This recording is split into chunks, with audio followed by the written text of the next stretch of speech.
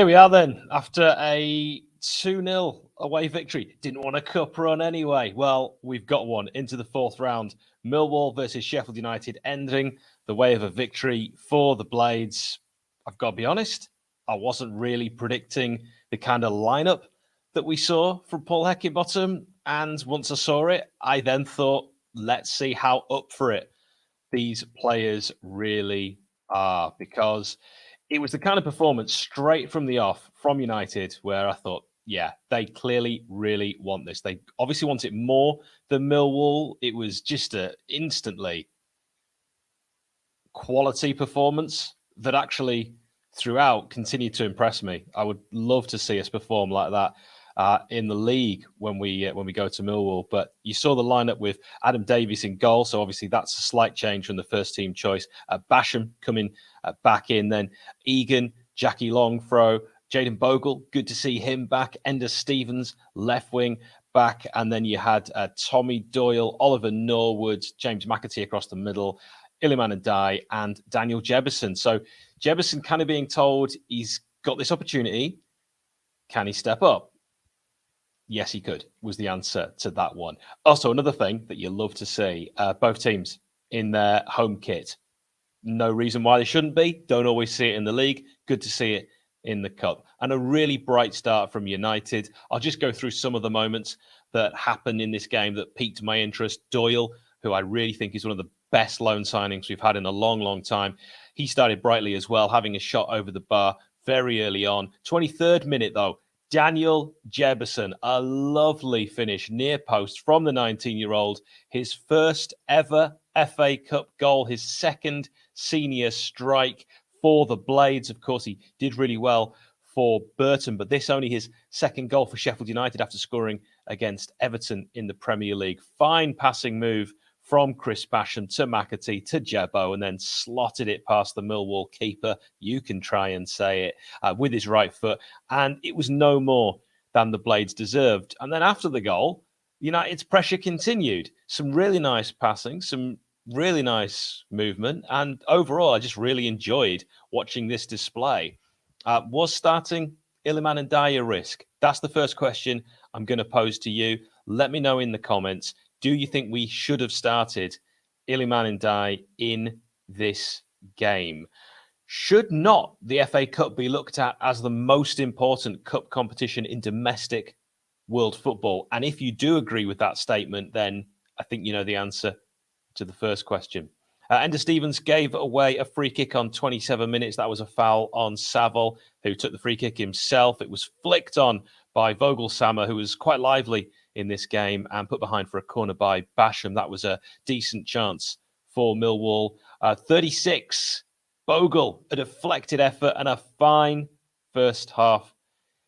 Jebbo silencing the crowd as well when that goal went in from Bogle. So it was Ndiaye on the right. Nice skill, nice turn of pace, finding Bogle. It deflected in the box off Saville, and the Blades go marching on. Jebbo, if you didn't see it, he was literally putting his finger to his lips and silencing the Millwall fans. Maybe they've been giving him some stick, maybe after his goal, maybe in the warm-up, I don't know, but he certainly looked like he enjoyed doing that, and he did it for quite a long time, so I made a note of it. But winning and enjoying football matches, this is why I watch football, this is why I enjoy football. So I know I've seen Blades already say, like, what's the point of a cup run?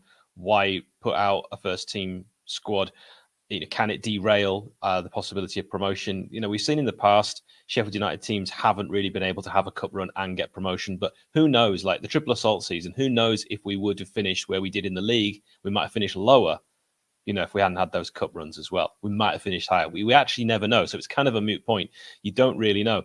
I think winning breeds more winning. It's success breeds success. And I just like watching Sheffield United win games of football. So, that's, for me, enough.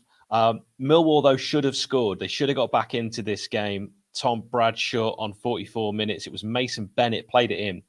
And Bradshaw, who is a striker I've always thought can cause problems, he fired it from close range at Davies. And Davies managed to get something on it, hit the post, went out for a corner, but he had to score that chance. He was just so close. He had to score. And it was going to be the kind of game for Millwall where chances were going to be few and far between. And that pretty much concluded an entertaining, from a Blades point of view, first half. I will give a shout out to the Millwall fans who were in that sort of, as I was looking at it, bottom left-hand corner, who at no point stopped kind of jumping up and down, bouncing and singing, and in the driving rain looked like they actually had a pretty good time.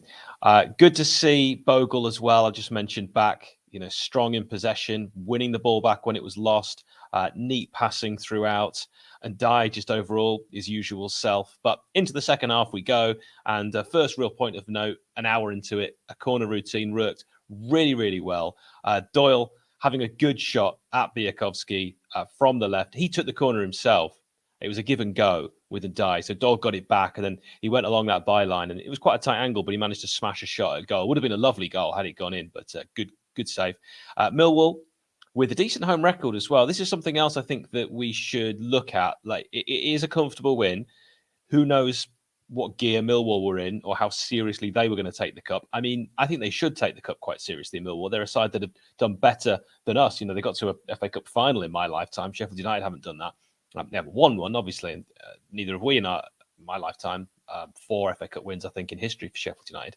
But this is a side that we went to with a good home record, 8 unbeaten as well. So this isn't a walk in the park. It's always tough, I think, in a cup game when you are playing against a team from your division. I think any fan will tell you, certainly in my opinion, you'd rather play against a different side just to shake it up, just to make it a bit more interesting. You either want, one of the big boys from the Prem, or you want a team that you just very rarely ever play against.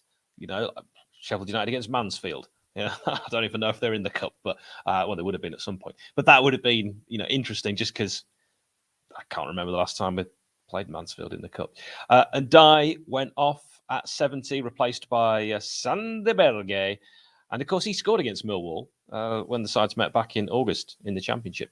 Jebbo replaced. I thought he did really, really well, Daniel Jebison. And 37 in a few weeks' time, Billy Sharp, the man who replaced him, came on and also did well in the brief spell. And I'll get to that because Bogle nearly bagging the Blades third on 71 minutes. A goal that I think anyone would have said at the time, that's it, ties to bed, but blocked.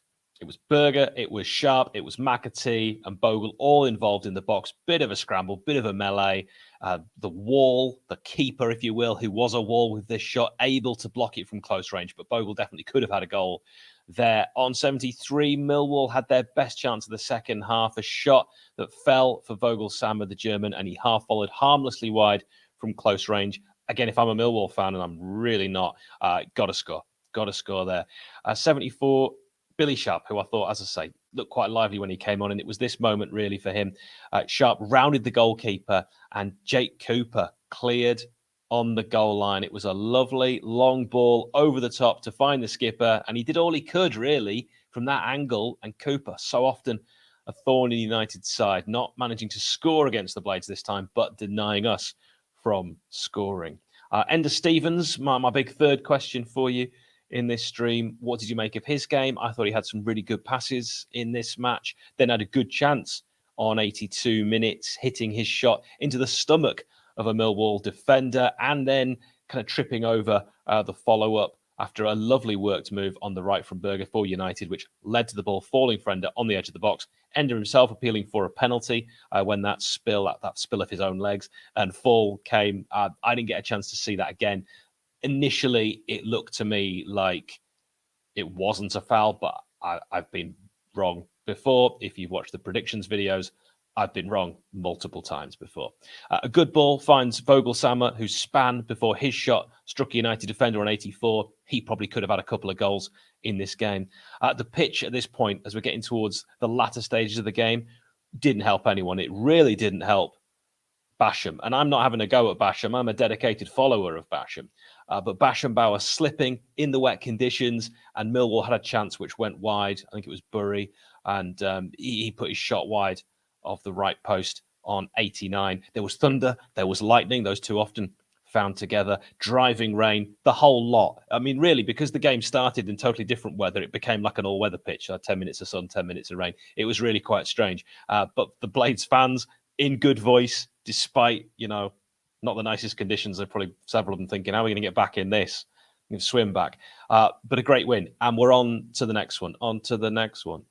Who do you want in the next round, throwing questions at you. Or always let me know in the comments.